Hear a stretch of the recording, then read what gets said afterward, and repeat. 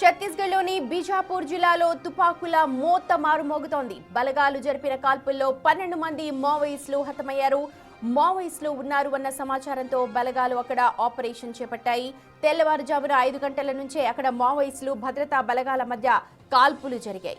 ఉదయం 5 గంటల నుంచే ఈ సర్చ్ ఆపరేషన్ కొనసాగింది. ఈ సర్చ్ ఆపరేషన్ లో భాగంగా 12 మంది మావోయిస్టులు చనిపోయినట్టుగా ప్రస్తుతం అందుతోన్న సమాచారం. మరింత కూంబింగ్ నిర్వహిస్తూ ఉన్నారు అడవుల్లో.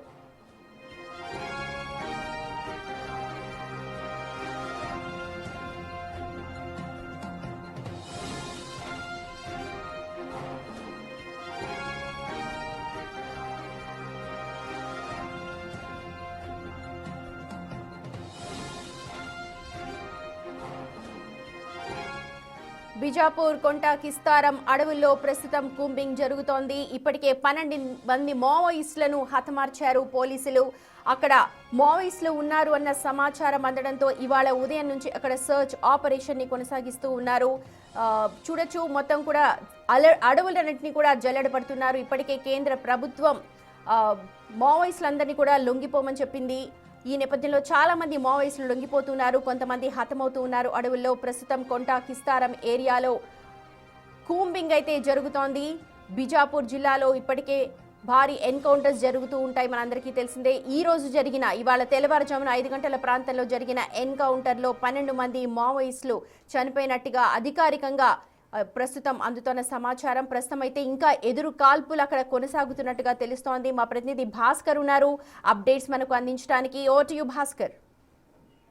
సుమతి, ఇప్పటికే ఛత్తీస్గఢ్ రాష్ట్రం బీజాపూర్ జిల్లాలో భీకర ఎదురుకాల్పులు జరుగుతున్న నేపథ్యం ఉదయం 6 గంటల నుంచి కూడా ఈ యొక్క ఎదురుకాల్పుల ఘటన అయితే మాత్రం భారీగా కొనసాగుతున్న నేపథ్యం ఉంది. దీనికి సంబంధించి ఇప్పటి వరకు కూడా 12 మంది మావోయిస్టులు మృతి చెందిన నేపథ్యం కూడా ఉన్నది. అయితే మొత్తానికైతే ఇప్పుడు మృతి చెందినటువంటి మావోయిస్టుల దగ్గర నుంచి కూడా భారీ లెవెల్లో కూడా ఏకే పార్సంతో పాటు రైఫిల్స్, కొన్ని మిగతా కొన్ని పేలుడు పదార్థాలతో పాటు మరికొన్ని విలువైనటువంటి మావోయిస్టులకు సంబంధించిన కీలకమైనటువంటి పత్రాలు కూడా స్వాధీనం చేసుకున్న నేపథ్యం అయితే ఉంది. మరోవైపున ఇప్పటి వరకు జరిగినటువంటి ఎన్కౌంటర్ లో 12 మంది మృతులు చెందినటువంటి మావోయిస్టుల్లో చనిపోయిన వారిలో కమిటీ కార్యదర్శి మంగడు కూడా హతమయ్యారని చెప్పి తెలుస్తోంది.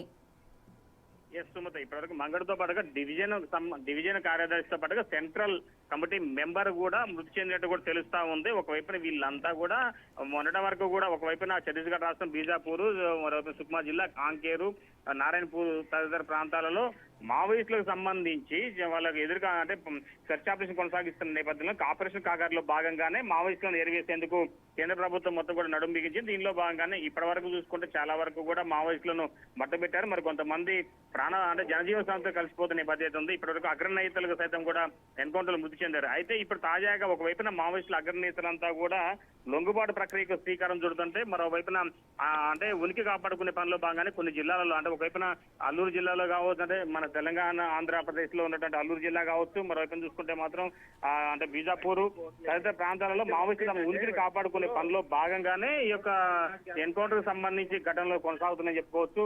అయితే వాళ్ళ యొక్క ఉనికిని కాపాడుకునేందుకు అడపా వాళ్ళ యొక్క యాక్షన్ ప్లాన్ తయారు చేసుకునేందుకు మావోయిస్టులు అంతా కూడా ఒక ప్రదేశంలో బీజాపూర్ అడవి కిస్తారం సమీపంలోనూ ఒకవైపున అంతా కూడా కిస్తారం ఆ ప్రాంతం మొత్తం అడవి ప్రాంతం, ఆ ప్రాంతంలో సమావేశమయ్యారని విశ్వసనీయ సమాచారం మేరకు సైనిక సిబ్బంది కూడా ఆ ఏరియా కూబింగ్ నిర్వహిస్తున్న నేపథ్యం ఉంది. ఫలితంగా ఉదయం వాళ్ళంతా కూడా నిన్న నైటే అక్కడంతా కూడా సమావేశం ఏర్పాటు చేసుకోవాలని నిర్ణయించుకున్నారు. ఫలితంగా తెల్లవారుజామునంతా కూడా మావోయిస్టులు ఆ కిస్తారాం అడవి ప్రాంతానికి వెళ్తున్న తరుణంలో డిఆర్జీ సిబ్బందికి ఎదురుబడిన నేపథ్యం ఉంది. ఫలితంగా చూసుకుంటే మాత్రం ఇరువురి మధ్యన ఎదురుకాల్పుల ఘటన చోటు చేసుకుంది.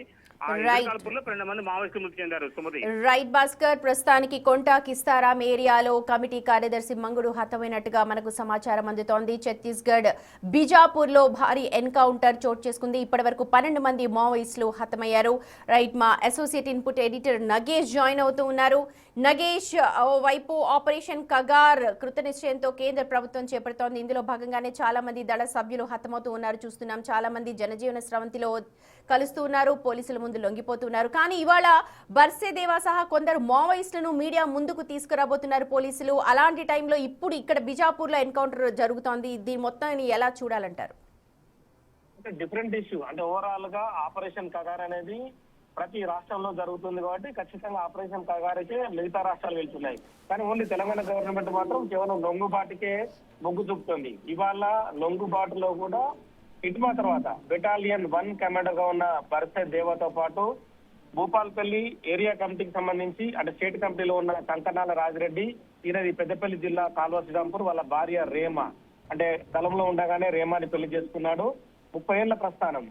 ఇక బర్సె దేవ కూడా 15 ఏళ్ల పాటు హిడ్మాతో పాటు తను బెటాలియన్ 1 కమాండర్ గా ఉండి బిగ్గెస్ట్ ఆపరేషన్ నిర్వహించాడు. మహేంద్ర కర్మాని 2013లో ఆపరేషన్ చేసి రోడ్ పైన మందు పాత్ర పేల్చి శ్రీరామ్ ఘాట్ అప్పుడు సంచలనం సృష్టిగా ఇష్యూ అది 18 మందిని హతమార్చాడు. అక్కడ వీసీ శుక్లతో పాటు సల్వాజుడు అధినేత మహేంద్ర కర్మాని మరో కాంగ్రెస్ నేతతో పాటు మొత్తం 18 మందిని అక్కడికక్కడే కాల్చి చంపాడు. ఆ సమయంలో బర్సె దేవ పైన ఒక ఆరోపణ కూడా ఉంది. అంటే ఇడ్మా మొత్తం ఈ ఆపరేషన్ కి వ్యూహకర్త, ఇడ్మాతో పాటు బర్సె దేవ ఉండి కూడా ఆపరేషన్ నిర్వహించాడు. అక్కడ వాళ్ళ శవాల పైన ఉండి కూడా డ్యాన్స్ చేశాడని చెప్పి ఆరోపణ. అప్పుడు మావోయిస్ట్ పార్టీలో కూడా తీవ్రమైన వ్యతిరేకత వచ్చింది. ఎందుకంటే సల్వాజుడు అనేది మావోయిస్టులకు వ్యతిరేకంగా కాంగ్రెస్ పార్టీ మాజీ మంత్రి, ఛత్తీస్గఢ్ కేంద్ర మాజీ మంత్రి అప్పుడు సల్వాజుడుని స్థాపించాడు. కానీ తమ ప్రస్థానం ముగుస్తుందన్న భయంతోని ఇడ్మా ఈ ఆపరేషన్ కు పూనుకున్నాడు. అందులో బర్సె దేవ కీలక పాత్ర పోషించాడు. సో ఇవాళ లొంగుబాటు అనేది చాలా ఇంపార్టెంట్ ఇష్యూ. ఎందుకంటే తెలంగాణ ఎస్ఐబి అనేది ముగ్గురితో పాటు మొత్తం 20 మందిని బెటాలియన్ 1 కమాండర్ సంబంధించిన వాళ్ళందరినీ కూడా లొంగుబాటుకు తీసుకొస్తుంది. వాళ్ళ దగ్గర నుంచి భారీగా ఆయుధాలు, మందుగుండు, సామగ్రిని స్వాధీనం చేసుకుంటుంది. ఎందుకంటే బర్సె దేవ తను ఛత్తీస్గఢ్ స్టేట్ లో ఉండి పూవర్తి పక్కన ఉన్న ఓయుపారా విలేజ్, బర్సె దేవ హిడ్మా ఇద్దరు కూడా వాళ్ళ కుటుంబ పరంగా కూడా వాళ్ళు రిలేషన్స్ అని చెప్పొచ్చు. మనం రీసెంట్ గా పూవర్తికి వెళ్ళిన టైంలో బర్సె దేవ ఊర్లోనే ఓయుపారాలోనే హిడ్మా తల్లి పూంజు అక్కడే ఉంది. అలాగే వాళ్ళ తల్లి కూడా బర్సె దేవ తల్లితో కూడా మనం మాట్లాడిపించాము. తన కొడుకు లొంగుబాటుకు సహకరించాలని చెప్పి అప్పుడు మీడియాను వేడుకుంది. ఎందుకంటే చిన్నతనంలో పెళ్ళైన తర్వాత బర్సె దేవకు పిల్లలు కూడా పుట్టారు. ఆ పిల్లలందరూ పెద్దవాళ్ళయ్యారు. అంటే మనం ఫోటోలు చూపించినా కూడా బర్సె దేవుడు గుర్తుపట్టే పరిస్థితి ఆ పిల్లలకు లేదు. తన కొడుకు ఖచ్చితంగా తన వద్దకు రావాలి, హిడ్మా లాగా ఎన్కౌంటర్ కాకూడదని చెప్పి ఆ తల్లి పోలీసులను వేడుకుంది. కానీ పోలీసులను వేడుకున్నట్టుగానే తెలంగాణ ఎస్ఐడి ఖచ్చితంగా ఎఫర్ట్లు అంటే తమ ఎఫర్ట్ ద్వారా మాజీ మావోయిస్టులు అనుకోవచ్చు, తమకున్న లింక్ల ద్వారా అనుకోవచ్చు, ఈ లొంగుబాటు అనేది ఖచ్చితంగా బిగ్గెస్ట్ ఇష్యూ. ఎందుకంటే 3-4 రోజుల క్రితం ములుగు జిల్లా బయటపేట అటవీ పరిసర ప్రాంతంలో తనని ఆ ప్రాంతానికి వరకు ట్రాక్ చేస్తూ తీసుకొచ్చి తదుపరి హైదరాబాద్ ఎస్ఐబికి తరలించారు. ఇందులో ఎస్ఐబిలో ఉన్న అంటే ఇంటెలిజెన్స్ చీఫ్ విజయ్ కుమార్ గాని, డీజీపీ శ్రీధర్ రెడ్డి, ఎందుకంటే గత 20 ఏళ్లుగా మావోయిస్టులకు సంబంధించిన ప్రతి ఉనికిని ఆ ప్రతి అనుపాలను కూడా తనకు లింకులని తెలుసు కాబట్టి ఖచ్చితంగా ఒక బిగ్గెస్ట్ నాయకులు లొంగుబాటు జరగాలని చెప్పి భావించారు. ఈ క్రమంలోనే బర్సె దేవతో పాటు కంకనాల రాజిరెడ్డి, రేమ వీళ్ళందరి లొంగుబాటు అనేది ఖచ్చితంగా తెలంగాణ ఎస్ఐబి చరిత్రలో కూడా ఒక రికార్డు పరంగా ఉంటుంది. ఇక ఆపరేషన్ కగార్ అనేది కంటిన్యూ చేస్తామని చెప్పి సెంట్రల్ గవర్నమెంట్ ప్రకటించి కాబట్టి ప్రస్తుతం సుక్మా జిల్లాలో డిఆర్జీ అంటే మాజీ మావోయిస్టులతో ఏర్పాటు చేసిన దళం ఇది. ఎందుకంటే మావోయిస్టులకు సంబంధించి ప్రతి లింక్ ని, ప్రతి ప్లేస్ ను కూడా కనుగొనడంలో డిఆర్జీ ముందంజలో ఉంటుంది. డిఆర్జీని తయారు చేయడంలో కూడా కేంద్ర ప్రభుత్వం సఫలమైందని చెప్పొచ్చు. ప్రస్తుతం ఎన్కౌంటర్ డిఆర్జీ సిబ్బంది ఆధ్వర్యంలో జరుగుతుంది. 12 మంది నక్సలైట్లు హతమార్చారు. కోట ఏరియా కమిటీకి చెందిన సచిన్ మంగు హతమార్చిన నక్సలైట్లు ఉన్నారని చెప్పి సుక్మా ఎస్పీ కిరణ్ చవాన్ ప్రకటించారు. ప్రస్తుతం అయితే ఆపరేషన్ కొనసాగుతుందని చెప్పారు. అంటే కోంట కిస్తరం అడవుల్లో ఉదయం నుంచే మార్నింగ్ నుంచే భీకర ఎన్కౌంటర్ జరుగుతుందని చెప్పి పోలీసుల నుంచి సమాచారం. వాళ్ళ నుంచి ఏకే పాఠశాలలు కానీ ఇన్సాన్స్ లాంటి ఆటోమేటిక్ ఆయుధాలు కూడా స్వాధీనం చేస్తున్నామని చెప్పి చెప్తున్నారు. ఇంకా అందులో అంటే ఇతను సచిన్ కాక ఇంకా ఎవరైనా పెద్ద లీడర్లో ఉందన్నది కూడా కాసేపట్లో తెలిసే అవకాశం కనిపిస్తుంది. ఒక పక్క ఆపరేషన్ కగారు కొనసాగుతుంది, మరో పక్క లొంగుబాట్లు కొనసాగుతుంది అనేది చెప్పచ్చు. నెక్స్ట్ అంటే ఈ ఇయర్ మార్చి 31 వరకు క్లోజ్ చేయాలనేది కేంద్ర మంత్రి అమిత్ షా ప్రతి రాష్ట్రాలకు దిశానిర్దేశం చేస్తున్నాడు. డీజీపీల సమావేశంలో కూడా రెగ్యులర్ గా ఇదే అంశాన్ని చెప్తున్నాడు. ఎందుకంటే నక్సలైట్లందరూ జనజీవన స్రవంతిలో కలవాలని చెప్పి ఇప్పటికే వాళ్ళకి చెప్తూ ఉంది. ఇప్పటికే పౌరకుల సంఘాలు కానీ ప్రజానేతలు కూడా అంటే చర్చలకు ముందుకు వస్తున్నామని చెప్తున్నారు. కానీ ఇప్పటికే మావోయిస్ట్ పార్టీ తన ప్రస్థానాన్ని కంటిన్యూగా ముగిస్తూ వస్తుందని చెప్పచ్చు. ఇప్పటికే అంటే డౌన్ ఫాల్ లో కంటిన్యూగా ఉంది. ఇక మిగతా వాళ్ళల్లో గణపతి గాని, బడే దామోదర్, అలియాస్ చొక్కరావు గాని మిగతా కొంతమంది నేర్చిన ప్రస్తుతం ఉన్నారు. కేవలం 35 మందికి సంబంధించే మొత్తం నేషనల్ కమిటీలు ప్రస్తుతం ఉన్నారు. కానీ వీళ్ళల్లో ఎక్కడ లేదు. ఇప్పుడు బెటాలియన్ 1 సంబంధించిన కమిటీ పూర్తిగా లొంగిపోవడంతో పిఎల్జిఏ అంటే ఆపరేషన్లు నిర్వహించడంలో పిఎల్జిఏది కీలక పాత్ర కాబట్టి పిఎల్జిఏది పూర్తిగా కథమైందని చెప్పి పోలీసులు చెప్తున్నారు. ఎందుకంటే 2003లో సీఎం నరేష్, ఆదిరెడ్డి, సంతోష్ల ఎన్కౌంటర్ తర్వాత అప్పుడు మావోయిస్ట్ పార్టీ చాలా చర్చల తర్వాత పీజీఏని మొదట స్థాపించింది. తదుపరి దాని రూపాంతరం చెంది 2004లో పిఎల్జీని కంటిన్యూ చేసింది.